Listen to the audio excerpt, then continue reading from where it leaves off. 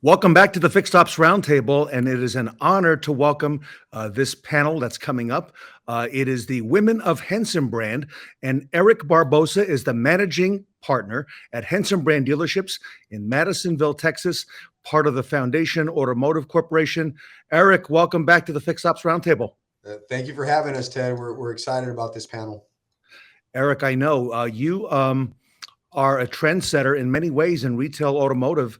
And as you know, we've always been focused on women and diversity at the Fixed Ops Roundtable.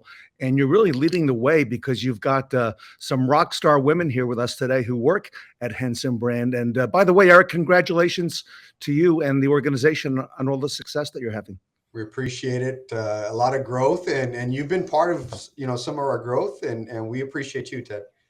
And you've got a brand new, I couldn't help but notice it's up now and open, Chevrolet, Buick, and is it GMC as well? Yeah, brand new Chevy, Buick, GMC storefront, and soon to be Hummer as well, that we literally just opened a couple of days ago. And we're excited about that and see what level that takes us to. And by the way, I don't even know the answer to this question. Did you move service and parts? Everything is up now on the highway for General Motors? Everything is up. I think a few more parts are left, but for the most part, we got everything. And a 69 Camaro that's still sitting in the old showroom that we got to get into the new showroom. But yeah, mostly everything's good to go. Wow. So now all we need is some new inventory and we'll be all set. Absolutely. Yeah. All right. So Eric, I'm going to go ahead and let you introduce everybody. I'm going to get out of the way because I know you got some great Q&A coming up. So I'll see you in a little bit. Okay, awesome. Well, I'm excited to be part of this and a little biased because it is the Women of Henson brand, and I'm extremely proud and honored to introduce every one of you guys here that we get to go to war together at work every day and help each other grow and learn. And I'd like to start with Serenity, if you can chime in with your name and what you do. Hi, I'm Serenity Oviedo. I am the assistant manager of our recon center here at Henson Dodge. Okay, awesome. Serenity, we love your energy that you bring to that recon center, that we have a standalone recon center. She does an amazing job. Next, we have, hate to say this for the rest of you, but one of my favorites. You're all of my favorite, but Cheryl Adams. Cheryl Adams, please introduce yourself, how long you've been with the organization, and what you've done for us. Hi, I'm Cheryl Adams. I have been with Henson for 23 years. Wow. I've done title clerk, but most of my time spent as finance manager and spent about 4 years as a sales manager. And now I'm finance admin, just kind of making sure we're all in compliance, documentation, and the good stuff. Awesome. I don't know if you know this, but we all call you Mama Bear up here. So well, it's okay. It's okay. Sometimes I might fuss like a mama bear. She keeps us all in line. Next, we have an amazing talent and also a great addition to our team. I believe it's Lacey Adeline is next. Hi, I'm Lacey Adeline. I am the Henson Nation manager. It is Henson Brand Dealerships affiliate program, and I have been here since December 2020, and I'm loving it.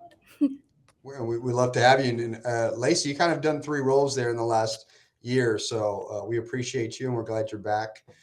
Next up, we have a firecracker that brings a lot of energy, a lot of spunk. It's very entertaining. Michaela, introduce yourself. Hi, I'm Michaela Downard, and I'm actually a sales consultant for our Henson CDJR store, and I have been selling cars for 9 months. 9 months. Awesome. What were you doing before that?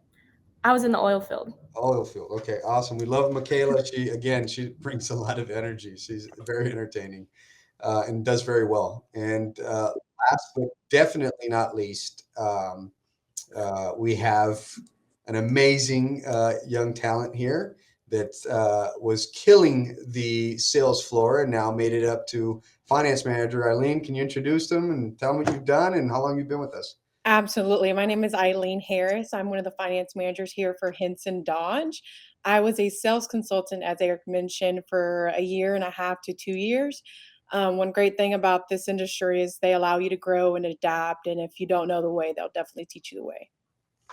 Awesome. Well, I'm excited to have you guys all on here on this panel, and really, really stoked. I don't know if you guys know this, but at Henson, we are over 43% female staffed at all 3 locations. And if I'm not mistaken, the industry average was around 23 to 25%, if I'm correct. And the women do a lot for our organization, not just in marketing and sales and service, accounting, and full spectrum. And I love the balance that we have at Henson Brand, and it's part of the strategy. So some of the questions we're going to ask the team are really directed towards your experience as a woman. Obviously, me as a male is completely different, and especially in this business. And we got some unique perspective, because what you guys used to do before and what you did now, I know you all have a different experience. I know, Eileen, you had one before working for a law office. Michaela in the oil field. Cheryl has been here for a long time, and she's gone through forever, she says, a lot of different changes. And I'm very excited to get you guys' perspective on this, and also for the rest of the guys and gals that are listening to us on things that we can do to maybe impact their organization, and why they might want to look at hiring more women and be more diverse, right? So I'm going to ask the first question. And do you remember who's going to get this question? Do you remember? It's a two-part question. I think it's going to go to Cheryl and Lacey. That's right. All right. So what are some of the challenges that are unique to women in the auto business? And I'd like to start with you, Cheryl. What are some of the challenges maybe that you went through in the last 20 years? Yeah. Well, for me, initially, the biggest challenge was just time. This is a very time demanding industry because we're serving customers. And so in order to meet their needs, then it's just a time. And at the time that I got into the business, I had our oldest child was off to college, but we still had 2 in school. So there was a lot of managing. Now, I've been fortunate to be in Madisonville for my career, and being small town, the kids could come and visit, but that's kind of a challenge, particularly for women, because you have home life that you're responsible for, that there's things to do and then you're here. And like I say, of course, I think women excel at juggling many things. And so including home and business. But that is a challenge. And particularly in today's industry, where today's light, every information is instant. And people want things instantly. So I think it's even more challenging today, like I say, from a time standpoint. That was kind of the biggest issue for me when I first got in, and it still is. Because if there's a customer here, say there's kind of a running joke at my house, is that if we don't make dinner plans until we know what time mom's getting off work.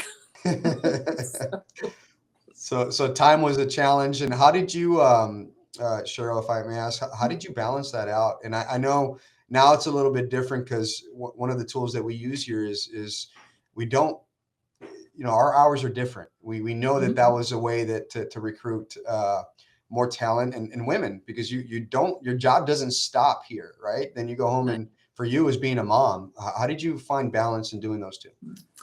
Well, the good thing is, fortunately, you do work on a schedule, and that's part of cultivating a good team mentality. That if I step away, there's someone that can step in and do my job.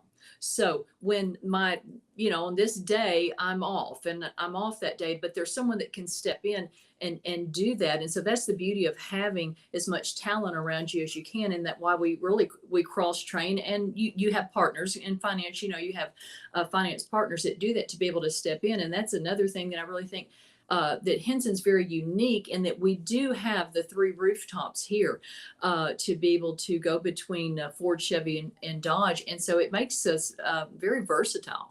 So, but really adhering to the schedule for me, I took my days off real serious. If I was off, I was off. For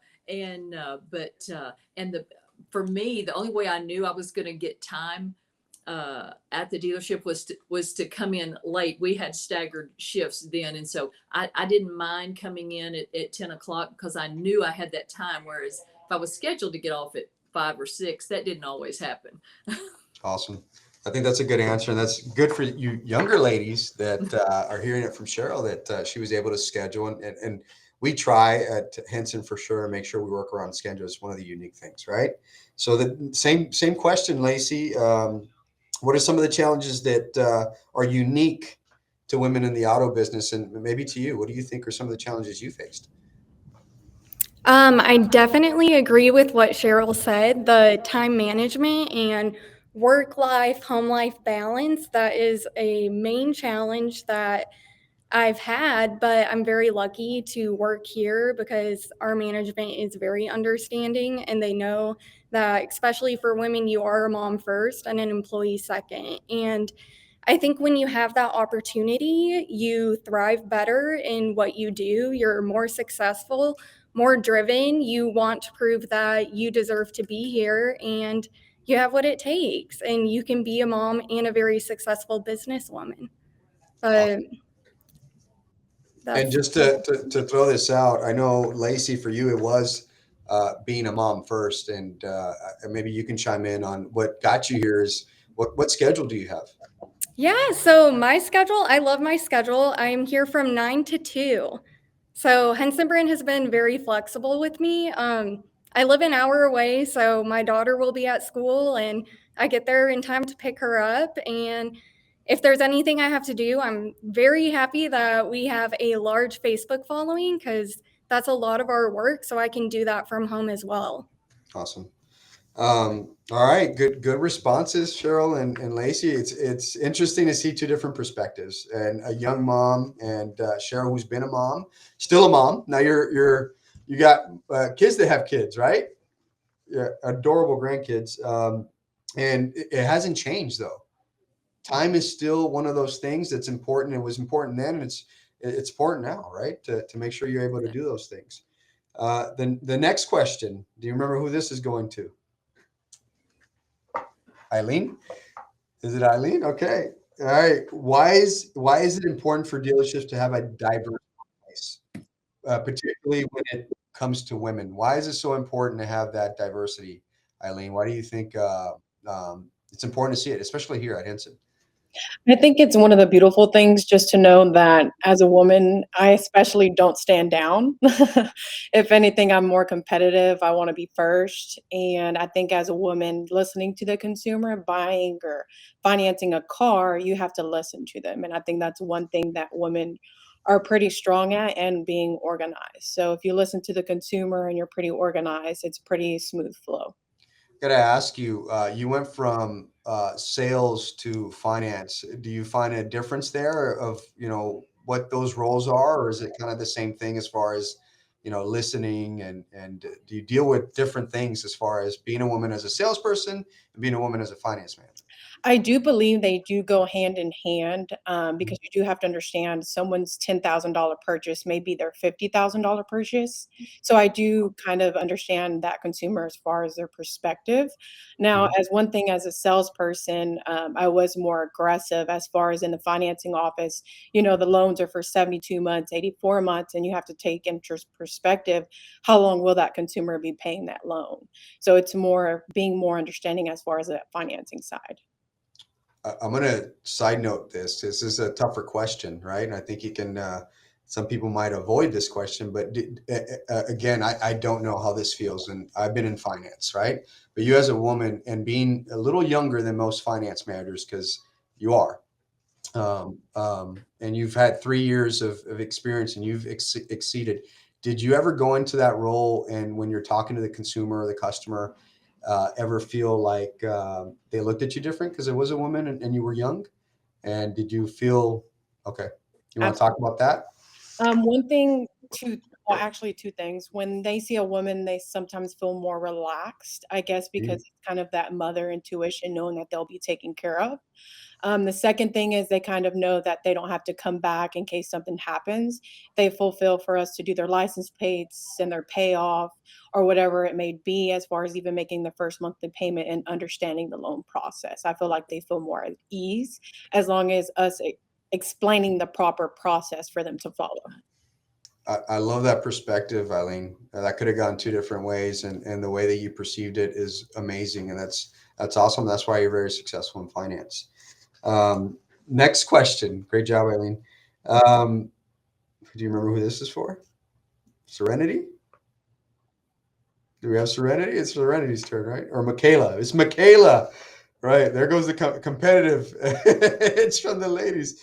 All right. What can we, as an industry, do to attract and retain more women in the auto dealerships? And again, Michaela, you were in the oil field. So what is something maybe that you were attracted to coming in, and maybe something that we can do better to get to make women feel more welcome in this industry? So I think this dealership is very welcoming when it comes to women, so I don't have any complaints, but I do feel it's more welcoming because we do have women in higher roles. So you can see that when you come in, it's not the woman's just going to be doing the receptionist job. You see women like Eileen in finance. You see women that are sales managers. You see women in sales. You see women in marketing and stuff. You don't just see a woman as the receptionist like most people would paint the picture out to be, or something of the sort. So I do think our dealership has that welcoming feeling for a woman, but I think other dealerships probably, if you give a woman a chance to grow into a higher position, I feel like it's more welcoming, because when you go in there, you're not like, oh, if I come here, I don't have any room to grow. I'm not just going to be a receptionist. But once you see women higher up, you'll be like, oh, okay, I can grow. I can move up in this position. A great answer, and that's a big deal, right? For us, you get to see service managers here that are women in every role. There's something that you get to look forward to if you want it, right? If you want to grow into it. The second part of that question was what can we do as an industry to better recruit and retain, attract women to do this job? What's something else that maybe you've learned in the last year that maybe we can work on? Being flexible helps, especially moms. And, I'm a mom myself. Lacey's a mom. Cheryl's a mom. It just helps us want to come to work because we know that we still have time for our children or time to make dinner or whatever the case may be. So being flexible really helps. Again, like I said, having women in superior roles helps bring women in. And women trust women. Women want to do business with women because we feel more comfortable with a woman versus just my perspective. Coming to a man, it's a little more intimidating because it's like, oh, maybe he knows more than I do, or maybe he thinks I shouldn't be in this role. But if a woman comes in, they're going to come to a woman because we're more compassionate and we just are a little more understanding. So I think having women in the business attract having more women in the business. Awesome. So having the fact that we have over 40% helps, and like to Lacey, the flexible schedule also helps. And I know, guys, look, let's not hide. Sometimes I'm as a general manager, operating partner, I'm demanding of time, right? Y'all can, I think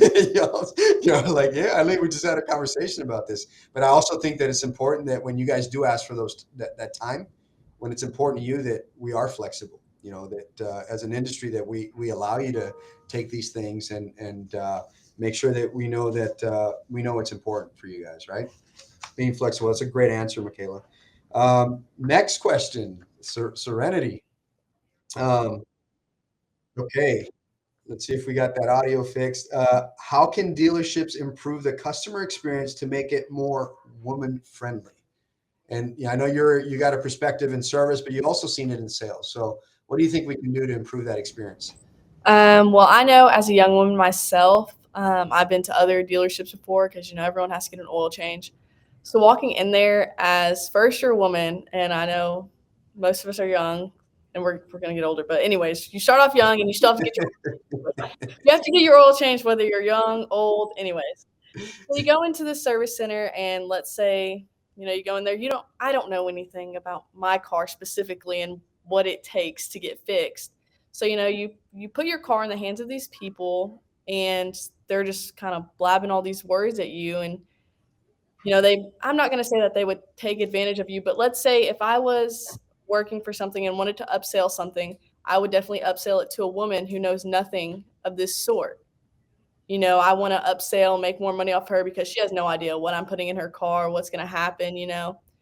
Whereas let's say I walk in here and I speak to a woman and I explain to her like, oh, this has been happening. I feel like she would be more welcoming and help me understand the situation. As Eileen was saying before, coming to a woman, they have that mothery feeling. I guess that's how you would put it. And so they can better explain those things and help you understand stuff. So with the automotive industry, I feel that if you put certain women in certain positions where more explaining is needed, such as service, I think that's one of the main ones, because that's where most people are either coming to buy a car or get their car fixed.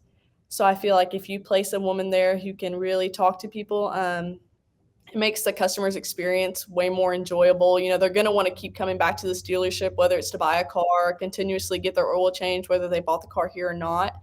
I know there's a lot of people who come here, even if they don't have a car here, they come here because of the service. Our service manager is amazing. So they love coming here, whether it's just to talk to her or actually get their car fixed. So I think what's her name? Her name is Brandy Curtis. Yeah, right. She does a great You'll job. never forget her name if you meet her. So I just think it's a lot about putting women in those important positions where you're constantly talking to customers about important things, not just, you're going to call them on the phone, oh, you should come here.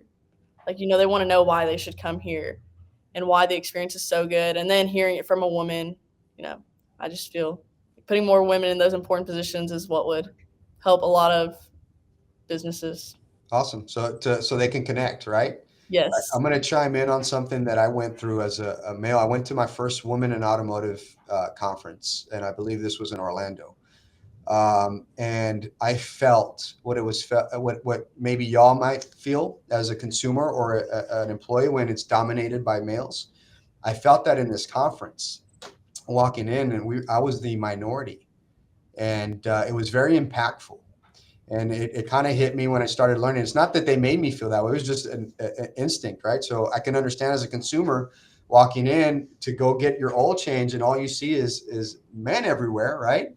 And you don't know like you just said, the language, what words to use. And I felt that in that conference, and I learned a lot from it.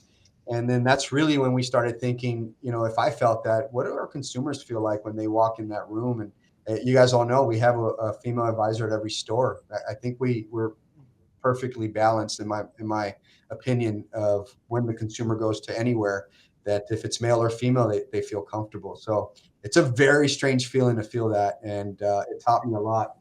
And you guys know I don't get nervous, right? Right. Yeah, Eric, nervous. Yeah.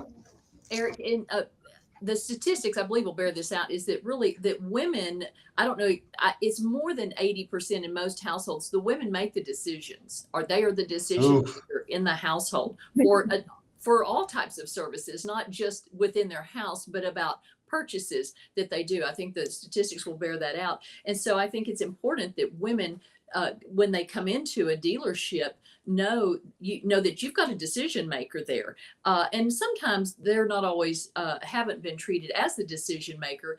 And I had an experience as a sales manager that with that, where a gentleman and a lady came in, and so just automatically assumed he was there to buy a truck. Well, I got informed very quickly that it was her truck. And she was, right. So it was a very, I remember that to this day. So we never assume that because it was what she wanted, and she was the customer. So women do make those decisions for their service needs, and now for their car purchases as well. So it's important that we're open and aware of that there's a lot of power in that decision making. What you just said that's a fact. It's 87%. I didn't know exactly what the percentage was, but influence the buying decision in any format. So absolutely. I'm glad you said that, Cheryl. Okay. Y'all ready for the bonus round here? Okay. lightning speed round.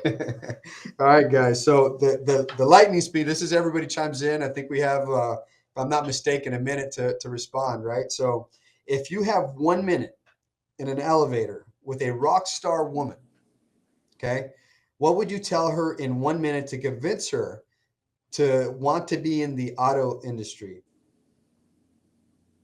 So a rock star woman, you run into her in the elevator. We'll start with Serenity. What would you tell her to convince her to try out the auto industry?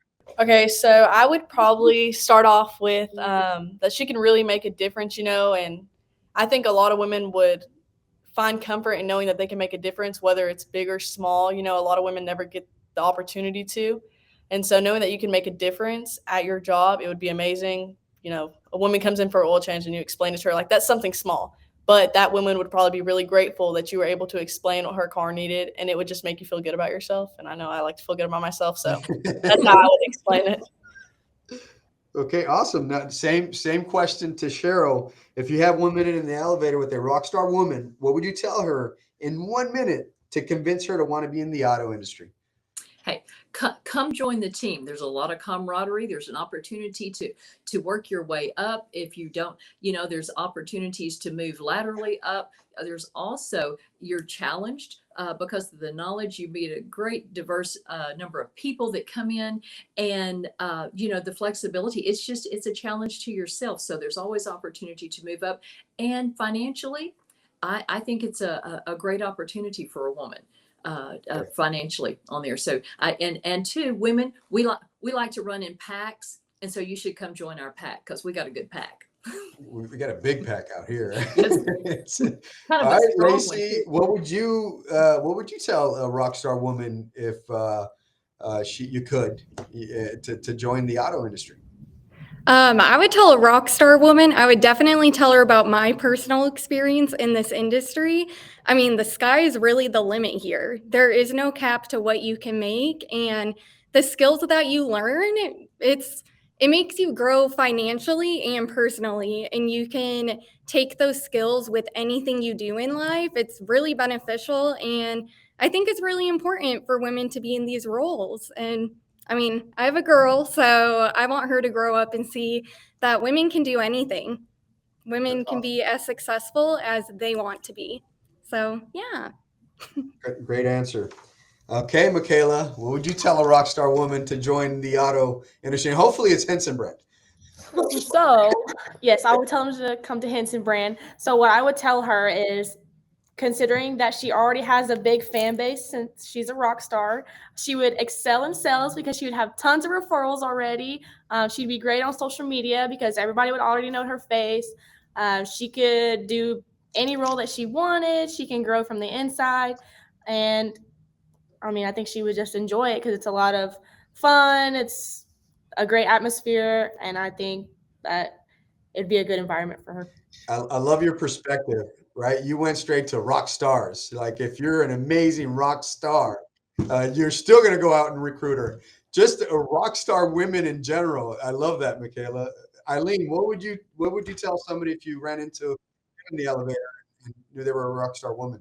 How would you get them to join the team? I would definitely recommend, it's more mental work versus it being physical. As you know, your husband does more of the physical labor as far as sales, service. I guess we can agree that it's more preparing the customer mentally as to what they're taking on. Some of them come in with issues, and it's our job to de-escalate them. However, this is the environment to do that and be more understanding. And as a woman, I would just tell her the minimal work you do, it's what you put in to get out of it. So whatever result she's going for, she can definitely accomplish it with a minimum amount of time. That was some great answer from Rockstar Women, Ted. So we appreciate you guys. I love those answers, and thank you guys for taking the time to answer those questions, and hopefully impact somebody that's watching this and get them motivated to get in the game. Wake up, 2022. I'm gonna say it as a male, women are taking over. Eric, these are all rock star women on the panel today. Absolutely. And Eric, I took a lot of good notes. Lacey, you're right. That's the message. Women can do anything. And at this event, we've had a lot of women, not just in automotive, but women dealers, women who own the dealership, women who own dealer groups. We just had Beth Beans Gilbert, who owns 25 dealerships. Okay. Liza Borges, same thing, 25 dealerships, just about, with her group as well. And women are the decision maker. You're certainly right, Cheryl and Eric. Women make the purchase decision, not just in sales, but in the service and parts side as well. And there's also been proven, Michaela, some of the things that you mentioned as well. The ROI on having women as part of the team and in management, there's a tremendous ROI because people want to buy from women, want to buy from other women and trust other women. And Eileen, men trust women as well. Okay, in that role, so it's very trusting. You've got a tremendous opportunity ahead. And Serenity, I don't know why historically, the men have been dominating the industry, but it's changing now, and it's changing in a big way. So congratulations to all of you, and thank you, by the way, for coming on this panel. Like Eric said, to tell other and encourage other women, to want to get into the business, because you've got a lot of great stuff happening there in your lives, and also with Eric at Henson Brand. So Eric, let me ask you one last question. I'll come to you with a question now. What inspired you to as part of your hiring practices, to bring so many women into Henson Brand and to allow them to grow and flourish, as part of what you're doing? I've been asked this before, and I go back to the same thing. I was raised by a single mom, and my mom had no fear. That's what I saw, and she was, I just saw her do amazing things, and I learned a different perspective as a kid of where I got my work ethic from. And I saw how good she was at her job, and she wanted everything perfect. And I think that kind of geared me up to, seeing my mom do that and thinking, wow, look at this workforce. And every woman that I can't remember running into one in the auto industry that wasn't a superstar in some way, shape, or form. They were here, they were battling it out, they were, dealing with what they dealt with. And at every level, sales consultants, number one, if there's a woman on there, you be careful. Finance, be careful. In recon, technicians that did very well. And I think that's where it came from. It's really just being raised that way. And that's my perspective. And it's worked out, and I respect them. I think they're, very effective. And a lot of things that you just heard these ladies do, the fact that they can balance their home and their work and still produce, and very competitive. They're more competitive than men. I don't, that's my opinion. And I see it every day with these amazing ladies. I know you're right. I want to thank Michaela. I want to thank Eileen, Cheryl, Lacey, and Serenity, and Eric Barbosa. The women of Henson Brand here today at the Fixed Ops Roundtable.